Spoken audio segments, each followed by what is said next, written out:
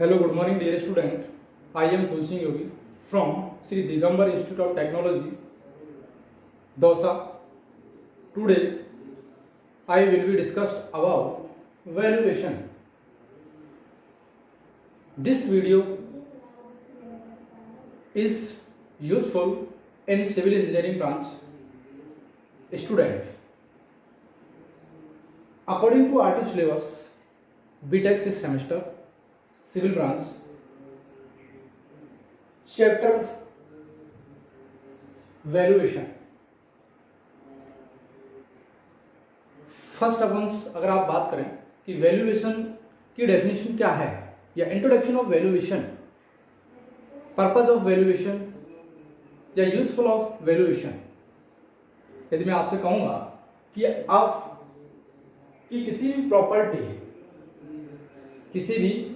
है उसका present value यदि आप फाइंड आउट करें या डिटरमाइन करें किसी भी प्रोसीजर के माध्यम से, आपको किसी भी वैल्यू की प्रेजेंट टाइम की वैल्यू बतानी या प्राइस बतानी है, ठीक है, रेट बतानी है, तो वो आपकी वैल्यूएशन के अंदर काउंटिंग की जाती है। नेक्स्ट इसमें बात करेंगे कि पर्पस ऑफ वैल्यूएशन आपको क्यों पढ़ाया जाता है, क्या इसका पर्पस होता है वैल्यूएशन का, कि यदि आपकी कोई प्रॉपर्टी है उसको बेचना है या खरीदना है या किसी प्रॉपर्टी पर टैक्स लगाना है या आपको बैंक से लोन लेना है, उनके लिए आपको आपकी जो प्रॉपर्टी है उसकी वैल्यू, प्रेजेंट टाइम की जो वैल्यू है वो पता होनी चाहिए, या एक्सपर्टों द्वारा या फिर उसकी कॉस्ट, इनिशियल कॉस्ट कितनी थी, प्रेजेंट टाइम में कॉस्ट कितनी है, उसके अकॉर्डिंग ये सारी चीज़ें की जाती है। रेंट फिक्सेशन की मैं बात करूँगा कि कोई जैसे बिल्डिंग है उसका कोई रेंट लेना है, किराया लेना है, तो भी आपको वैल्यू की रिक्वायरमेंट ऐसे होती है। क्योंकि अगर आप ये कहेंगे कि कोई वैल्यू है, कोई प्रॉपर्टी है उसकी जो वैल्यू है 5 लाख है और आप उसको जो रेट ले रहे हैं वो 10-20 लाख की जो प्रॉपर्टी की वैल्यू है उसके अकॉर्डिंग ले रहे हैं, रेंट ज़्यादा ले रहे हैं,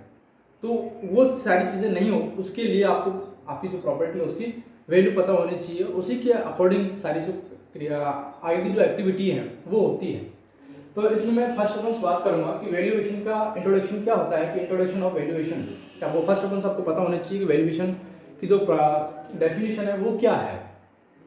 मैंने यहाँ पर मेंशन किया है कि valuation is the procedure of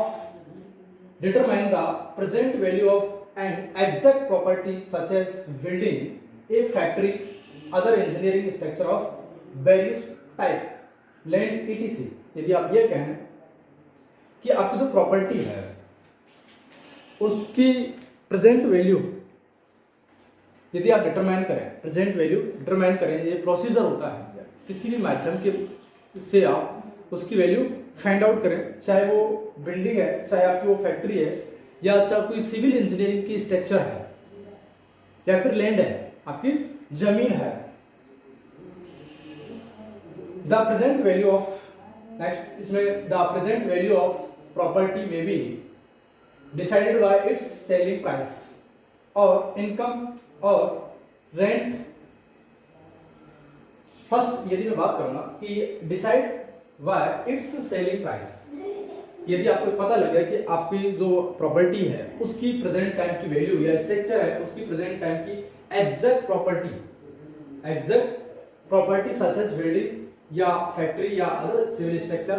of the various types, different types या लैंड, उनकी यदि आपको प्रेजेंट वैल्यू ऑफ प्रॉपर्टी में भी डिसाइड, यदि आपने डिसाइड कर ली है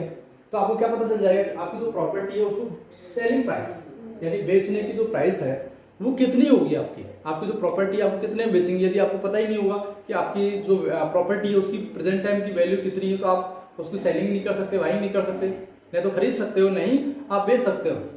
नहीं। या और यदि आप बात करें इनकम, यदि आपको कोई भी प्रॉपर्टी है तो इनकम जो होती है तो वो आप जितना इन्वेस्टमेंट करेंगे,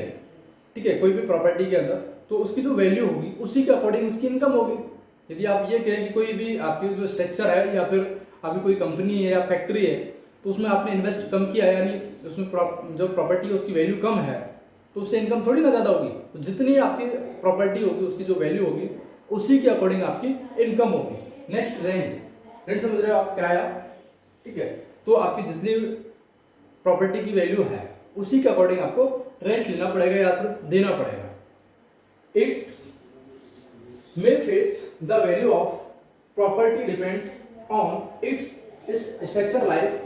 maintenance, location, bank interest ETC। यदि मैं बात करूं आपसे कि आपकी जो प्रॉपर्टी है, पेचन खर्चा जो आपका होता है, the value of property depends on, जो आपकी वैल्यू है, जो प्रॉपर्टी की जो डिपेंड करेगी वो किस पर करेगी, स्ट्रक्चर लाइफ, यानी आपकी जो स्ट्रक्चर बनी हुई है उसकी लाइफ कितने दिनों तक चलेगी वो। यदि आपकी जो प्रॉपर्टी माना 10 लाख रुपए या 20 लाख रुपए की आपकी प्रॉपर्टी है, 20 लाख रुपए प्रॉपर्टी के बाद यदि आप ये कहें कि इसकी जो रेंट आपको लेना है, तो 20 लाख की प्रॉपर्टी के बाद में आपको ये डिसाइड करना है कि इसकी लाइफ कितनी है, तभी तो आपको उसके अकॉर्डिंग रेंट लगाएंगे। यदि ऐसे नहीं कि आपके 20 लाख की प्रॉपर्टी है और आप उसकी जो लाइफ है वो 100 ईयर है, 100 ईयर्स है और रेंट आप ऐसे लगा रहे जैसे 10 ईयर में ये खराब होने वाले हैं, डिसमेटल होने वाले हैं, तो उसके अकॉर्डिंग थोड़ी ना रेंट लगेगा। इसका रेंट कैसे लगेगा कि आपको 10 ईयर चलेगी या 10 ईयर चलेगी या फिर 100 ईयर इसकी लाइफ है, तो जितनी लाइफ होगी उसी के अकॉर्डिंग आपकी जो प्रॉपर्टी है उसकी रेंट फिक्स कर रहे हैं, तो आप कम करते जाएंगे। यदि जैसे अगर कोई ऐसी प्रॉपर्टी है जिसकी लाइफ कम होती है, आपने इन्वेस्ट किया तो उसकी रेंट ज़्यादा हो जाती है, क्योंकि तो आपको पता है कि इसकी लाइफ कम है तो इतने दिनों में ये खत्म होने वाली है, ठीक है, डिसमेटल होने वाली है, तो आपको रेंट उसकी ज़्यादा आपको देनी पड़ेगी। नेक्स्ट, यदि लोकेशन की आप बात कर रहे हैं कि आपकी जो प्रॉपर्टी है उसकी वैल्यू डिपेंड करेगी किस लोकेशन पर है। यदि आप बात करेंगे कि आपकी एक तो बिल्डिंग है जो गांव विलेज के अंदर बनी हुई है, या फिर एक नॉर्मल सिटी के अंदर बनी हुई है, एक बड़ी सिटी के अंदर बनी हुई है, या फिर आप ये कहें कि जैसे मुंबई वगैरह में बनी हुई है, ठीक है, या फिर अदर कंट्री जहाँ पर वो कॉस्टली लैंड मिलती है वहाँ पर बनी हुई है, तो उसकी जो वैल्यू है वो डिपेंड करेगी कि किस लोकेशन पर वैल्यू है। यदि सेम मकान की मैं बात करूँगा, यदि कोई विलेज के अंदर बना हुआ है तो उसकी वैल्यू है वो कम होगी कंपैरिजन में। यदि कोई बड़ी सिटी के अंदर वो बिल्डिंग है, सेम है, लेकिन वहाँ पर बनी हुई है तो उसकी रेट ज़्यादा होगी, रेंट की भी मैं बात करूँगा तो जो विलेज के अंदर बनी हुई है तो उसकी रेंट आपको कम देनी पड़ेगी, और जब बड़ी सिटी के अंदर बनी हुई है तो उसकी रेंट ज़्यादा देनी पड़ेगी। ये सारी चीज़ें डिपेंड करती है। यदि मैं बात करूँगा बैंक इंटरेस्ट, यदि आपकी जो प्रॉपर्टी है, ठीक है, वो कितनी वैल्यू की है, उसी के अकॉर्डिंग आपको रेंट या फिर लोकेशन या फिर बैंक का इंटरेस्ट की मैं बात करूँ तो बैंक इंटरेस्ट उसी के अकॉर्डिंग आपको देना पड़ेगा। ऐसे नहीं कि आपकी जो वैल्यू प्रॉपर्टी है उसकी वैल्यू कम है और उस पर रेंट ज़्यादा, इंटरेस्ट ज़्यादा लगा दिए, ठीक है, ब्याज, तो उसी के अकॉर्डिंग ये बनाई जाती है। अगर मैं बात करूँ वैल्यूएशन मेन रूप से किसके ऊपर डिपेंड होती है, तो ये डिमांड और सप्लाई के ऊपर मैं बात करूँगा तो उसके ऊपर ज़्यादा डिपेंड करती है। आप ये कहेंगे the value also depend on the supply और डिमांड। यदि आप कह रहे हैं कि आपकी जो सप्लाई क्या है, यदि मैं सपोज दैट बात करूंगा कोई चीज़ है, जैसे अगर प्रेजेंट टाइम में जैसे कोरोना चल रहा है तो मास्क प्रेजेंट टाइम में चीज चल रहा है, मास्क लगाना, ठीक है, यदि पहले इसकी डिमांड नहीं थी तो इसका वैल्यू कम थी, अब प्रेजेंट टाइम इसकी ज़्यादा वैल्यू होगी कि इसकी रिक्वायरमेंट। यदि मैं बात करूँ सैनिटाइजर वगैरह जो भी है, ठीक है, ये इनकी होते तो पहले भी थे सैनिटाइजर, लेकिन इसकी रिक्वायरमेंट पहले नहीं थी, वैल्यू इतनी ज़्यादा नहीं थी। प्रेजेंट टाइम इसकी रिक्वायरमेंट है, डिमांड है तो इसकी क्या है, वैल्यू बढ़ गई, इसकी वैल्यू बढ़ गई, ऑटोमेटिकली इसकी कॉस्ट बढ़ जाती है। अदरवाइज आपको पता है मास्क जो बना होता है सिर्फ इतना सा बना होता है, उसको 40 रुपये का, 50 रुपये का, 20 रुपये का, 30 रुपये का देते हैं, जबकि आपको पता है इतना सा कपड़ा है उसके अंदर, उसको किस तरीके से मॉडिफाई करके बनाया गया है, ठीक है। तो वो सारी चीज़ें हैं। यदि मैं बात करूँ कोई भी स्ट्रक्चर है, सिविल इंजीनियरिंग की स्ट्रक्चर है जो इस टाइप से बनाई गई है, उसकी डिमांड है, उसकी रिक्वायरमेंट है, तो उसकी वैल्यू क्या होगी, बढ़ जाएगी। और यदि उसकी वैल्यू डिमांड नहीं होगी तो उसकी वैल्यू नहीं होगी। तो आप इसके अंदर ये भी लिख सकते हैं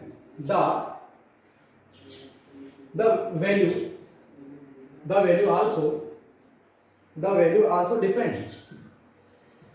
value also depends on supply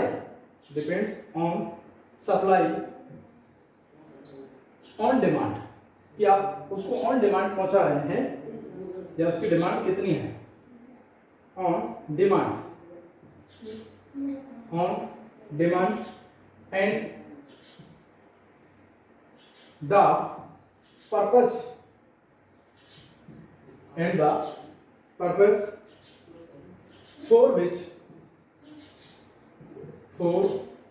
for which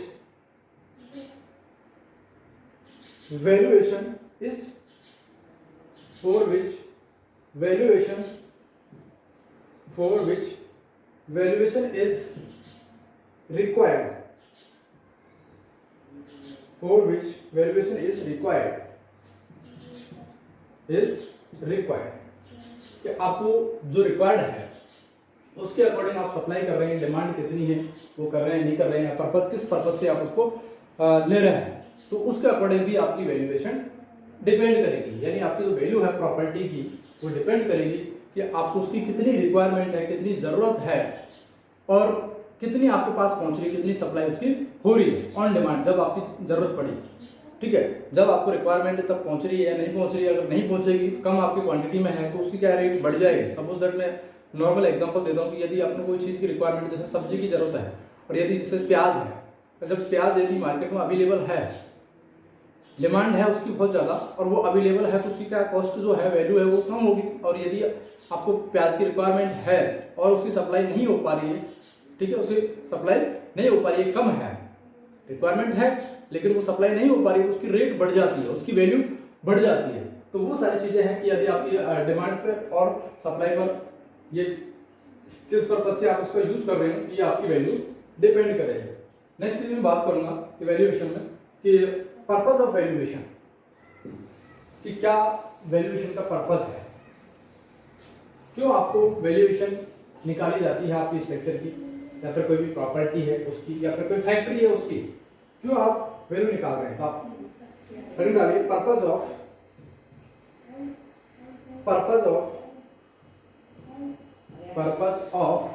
valuation, valuation की पर्पज क्या है। यदि मैं बात करूं the main purpose of valuation क्या होते हैं, नॉर्मल सी बात जैसा मैं अभी डिस्कस किया था कि पर्पज क्या होता है। यदि बात करें किसी भी बैंक को, यदि आपको बैंक से यदि आपको लोन लेना है और किस पर लोन लेना है कि आपकी प्रॉपर्टी पर लेना है, तो आपकी प्रॉपर्टी कितने रुपए की है, आपकी जो प्रॉपर्टी वो कितने रुपए की, उसी के अकॉर्डिंग तो बैंक लोन देगा। ऐसे नहीं है कि आपकी प्रॉपर्टी 10 लाख रुपए की प्रॉपर्टी है, आप 20 लाख रुपए का बैंक से लोन ले लेंगे, प्रॉपर्टी को छोड़ देंगे। तो प्रेजेंट टाइम में आपकी जो प्रॉपर्टी है उसकी वैल्यू कितनी है, तो आपको रिक्वायरमेंट पड़ेगी, नेक्स्ट चीज में बात करूँ रेंट फिक्सेशन की बात कर रहा था मैं कि आपकी जो प्रॉपर्टी है उसी के अकॉर्डिंग आपको रेंट देना होता है और रेंट लेना होता है। ऐसे नहीं कि आपकी प्रॉपर्टी कम की है और आप रेंट ज़्यादा ले रहे हैं, या फिर आप ये कहें कि प्रॉपर्टी बहुत ज़्यादा की और रेंट आपको कम मिल रहा है, ठीक है, तो ऐसा नहीं है। तो उसके लिए भी आपको बैंक की वैल्यूएशन की रिक्वायरमेंट पड़ती है। नेक्स्ट चीज मैं बात करूँ टैक्स भी आपको जो लगता है वो यदि आपकी प्रॉपर्टी है कितने की है उसकी यदि आपको वैल्यू पता है तभी तो आप टैक्स उसी के अकॉर्डिंग लगेगा। ऐसे थोड़ी ना कि आपकी वैल्यू प्रॉपर्टी है उसकी वैल्यू कम है और आप टैक्स ज़्यादा देंगे, ठीक है, या फिर वैल्यू प्रॉपर्टी की वैल्यू ज़्यादा है और टैक्स कम देंगे, तब भी आपको इसकी रिक्वायरमेंट पड़ती है। या फिर आप बात करें सेलिंग या बाइंग, यदि आप प्रॉपर्टी को खरीदना है या फिर बेचना है तब भी आपको वैल्यूएशन की रिक्वायरमेंट पड़ती है। तो आप इसके अंदर लिख सकते हैं पर्पज ऑफ वैल्यूएशन के अंदर the main purpose of valuation, आप देखिए the main purpose of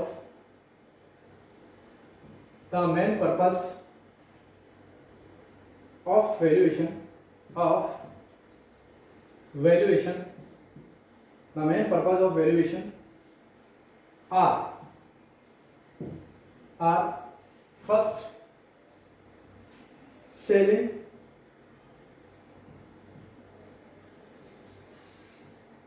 or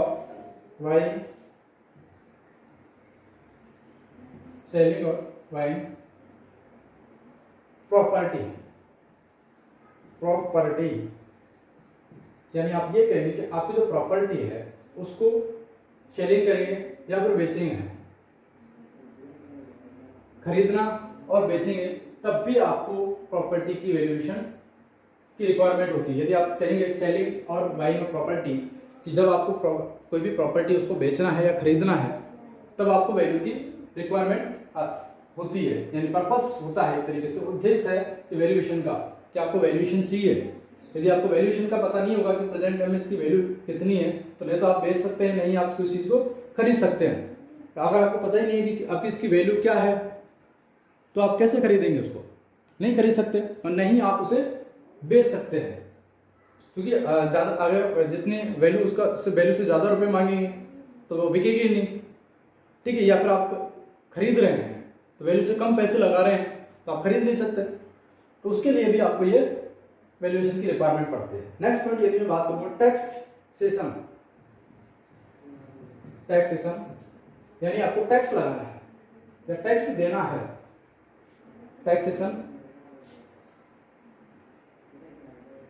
ये है, यदि कोई भी प्रॉपर्टी है उसका अगर आपको टैक्स देना है या टैक्स लगवाना है या देते हैं, जब आपको रिक्वायरमेंट किसकी पड़ती है, वैल्यू की। अकॉर्डिंग टू वैल्यू आपकी जो प्रॉपर्टी है उसकी कितनी वैल्यू है, ठीक है, उसी के अकॉर्डिंग आपको टैक्स देना होता है। Next third point, rent fixation. Rent fixation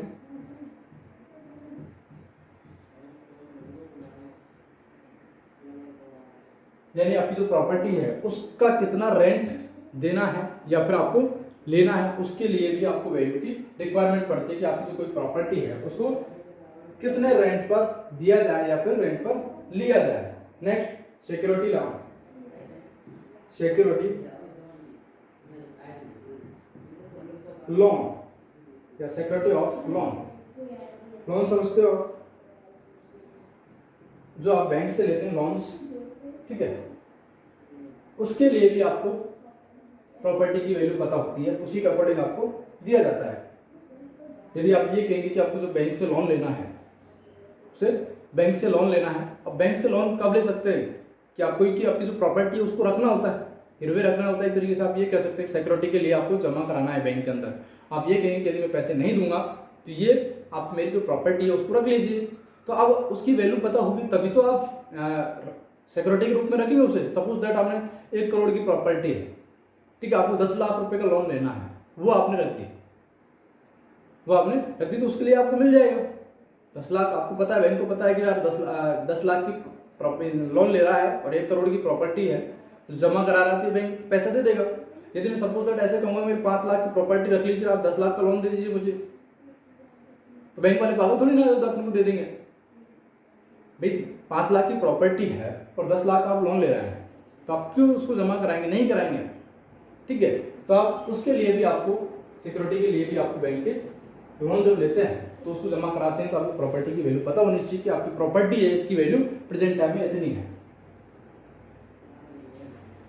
ये आपका, ये कह सकते हैं आपकी जो प्रॉपर्टी है उसकी वैल्यू पर्पस जो है वैल्यूएशन फाइंड आउट करने के, वो इस तरीके से होते हैं क्या कि सिक्योरिटी लोन आप जब लेते हैं तब आपको सिक्योरिटी की रिक्वायरमेंट होती है कि आप उसके अंदर इसके लिए क्या दिया जाए। क्लियर, बैंक से जब आप लोन लेंगे। नेक्स्ट रेंट फिक्सेशन, जब आप किसी को रेंट पर आपकी बिल्डिंग दे रहे हैं या फिर फैक्ट्री दे रहे हैं, ठीक है, तो उसके रेंट पर जब दे रहे हैं तो वो प्रॉपर्टी के अकॉर्डिंग जिसकी जो वैल्यू है उसी के अकॉर्डिंग आप उसको देंगे। नेक्स्ट यदि मैं बात करूँ टैक्स, यदि आपकी कोई बिल्डिंग है या फिर कोई फैक्ट्री है या फिर आपकी जो जमीन है उस पर यदि टैक्स लगेगा आपकी प्रॉपर्टी पर, तो वो टैक्स किसके अकॉर्डिंग लगेगा, वैल्यू के अकॉर्डिंग लगेगा। जैसे हमने अभी डिस्कस किया था कि इसकी वैल्यू कितनी है, तो ये भी आपका पर्पस होते हैं। नेक्स्ट यदि आप ये कहेंगे कि आपकी जो प्रॉपर्टी है वो कितने में बेचनी है, कितने में खरीदनी है,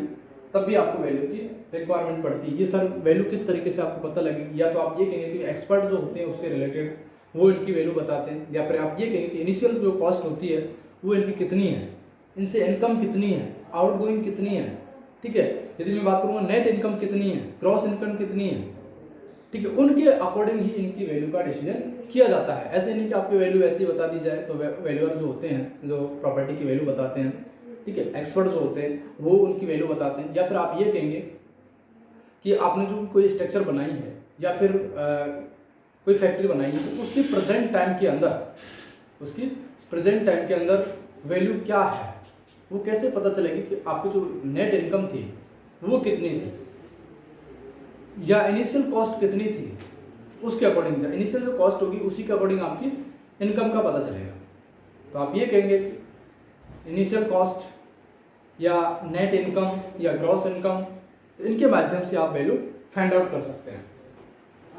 तो नेक्स्ट वीडियो के अंदर इससे आगे पढ़ेंगे कि अपन नेट वैल्यू क्या होती है, ग्रॉस इनकम क्या होती है, ठीक है, इनिशियल कॉस्ट क्या होती है, इन सारी चीज़ों के ऊपर ये डिपेंड होता है। ठीक, तो thank you so much video देखने के लिए, धन्यवाद।